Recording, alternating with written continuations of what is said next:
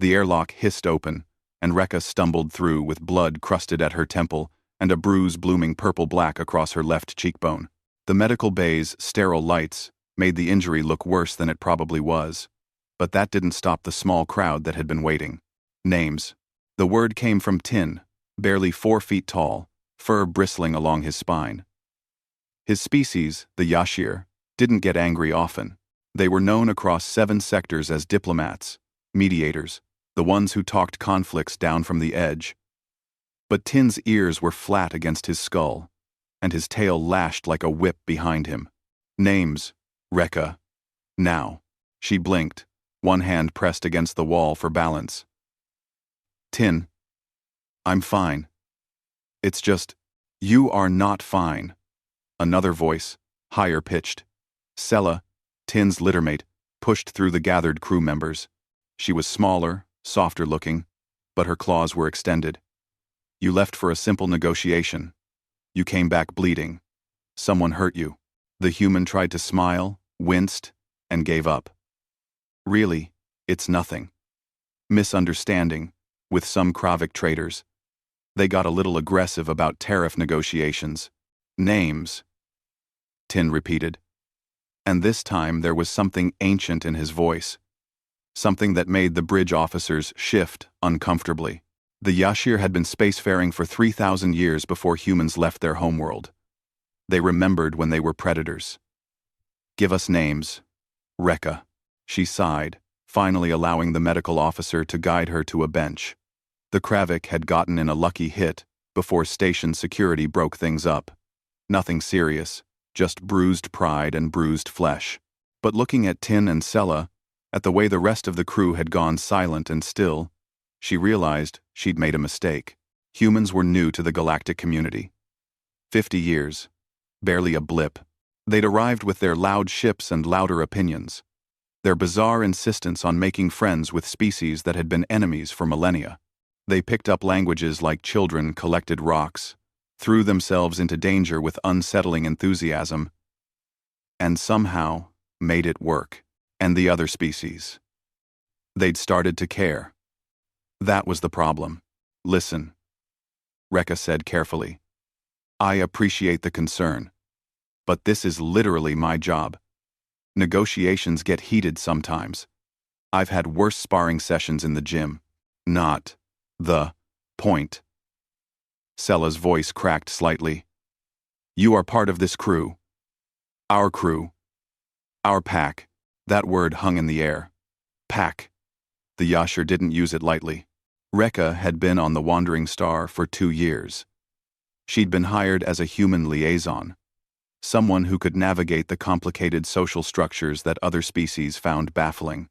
Humans were good at that reading between the lines, understanding unspoken hierarchies, making intuitive leaps that baffled their more logical colleagues. But somewhere along the way, she'd become more than hired help. She'd learned Tin's favorite thermal setting for his quarters.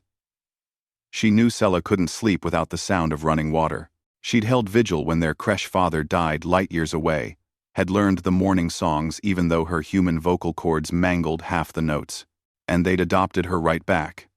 Made sure her quarters were stocked with earth coffee, even though it cost a fortune this far from Sol.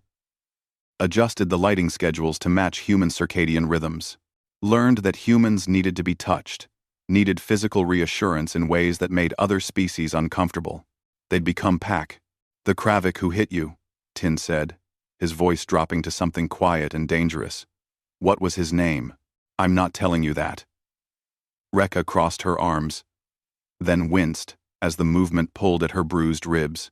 Because I know exactly what you'll do, and I'm not letting you start an interstellar incident over 1 punch. 3 punches. The medical officer corrected helpfully. Cracked rib, possible concussion, and significant soft tissue damage. Rekka shot him a glare that could have melted hull plating.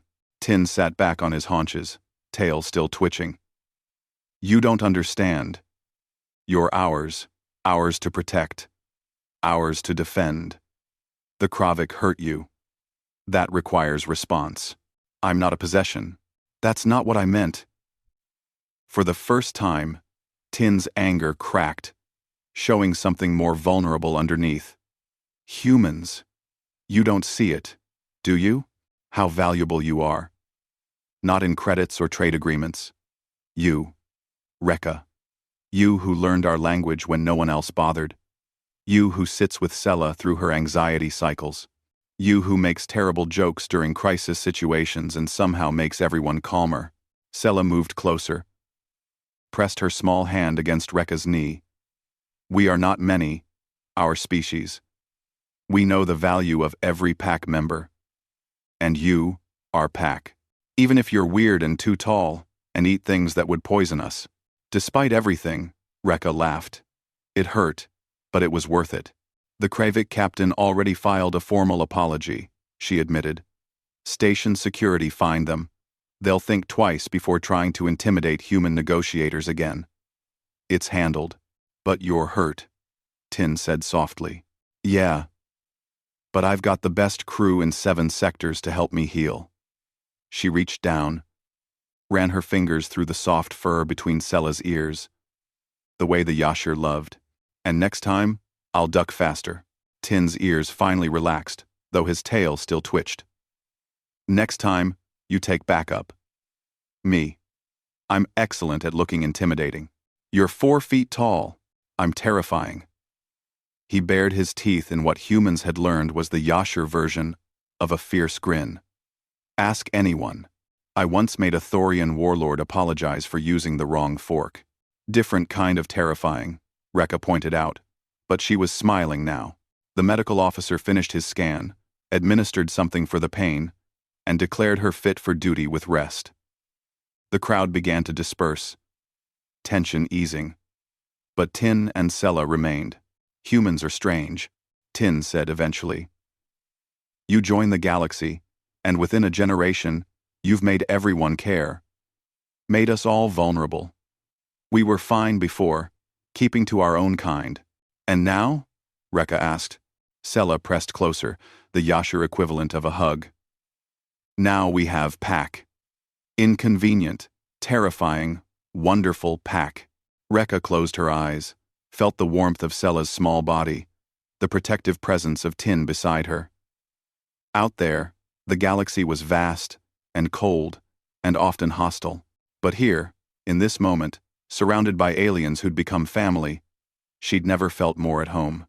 For the record, she said, I'm still not giving you the names. We'll get them from station security, Tin replied cheerfully. Tin, just to send a strongly worded letter. Very diplomatic.